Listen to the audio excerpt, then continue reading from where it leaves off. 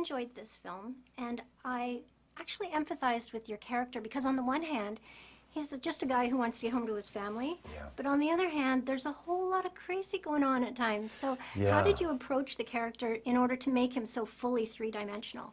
Yeah, I think if you look at anybody for who they really are as a person, you know, nobody is one-dimensional or two-dimensional. You know, we all have good days and we have bad days, and if you look at the reality of his situation and how he got to this island and how desperate he is to see his family, you can sympathize with his current struggle. And I just thought about with Alicia's Lara Croft when she shows up. You know, that's the first time he's seen a young person in 7 years, and what that must look like, and what that must have felt for him, what that must have been like for him, thinking in some ways that, you know, is this my daughter? Like looking at her in that way, and I think that if you just kind of spend the time and you care, and you kind of imagine what life is like for another human being, well, then that generates a lot of empathy, doesn't it? You know, regardless of whether you're playing pretend or not. From the time that you get a script until the time that you arrive on set, what kind of preparation do you do as an actor? It just all depends, really. You know, music is a big part of it. I like to listen to music. And for this movie, I read some H.P. Lovecraft. You know, this kind of science fiction writer, you know, from the 30s, and this kind of mystical kind of Himiko people that he has in his novels.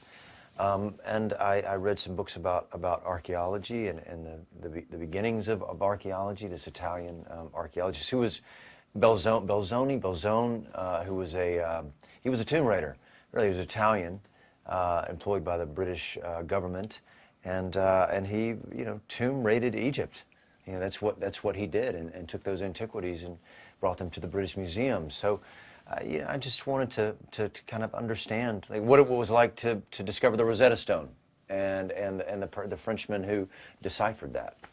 That's so interesting. I didn't realize that people did that kind of preparatory work. That's fascinating. Yeah. The island, like most of your scenes take place on the island, so what can you tell me about those sets, because they were incredible? What was it like to actually be there? Well, we weren't on an island, but it felt like we were on an island because we shot it in Cape Town, South Africa, and then all around, you know, the Cape and different parts. Look,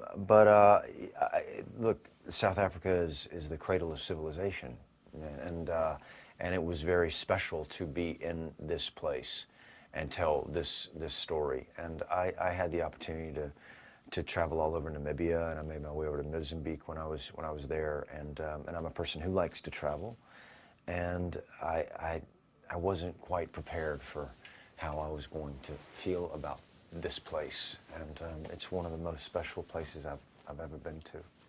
Sounds amazing. I bet you took lots of photos too. I did. Yeah, I took a lot of photos. Thank you so much for talking to me Thank today. you so much for the questions.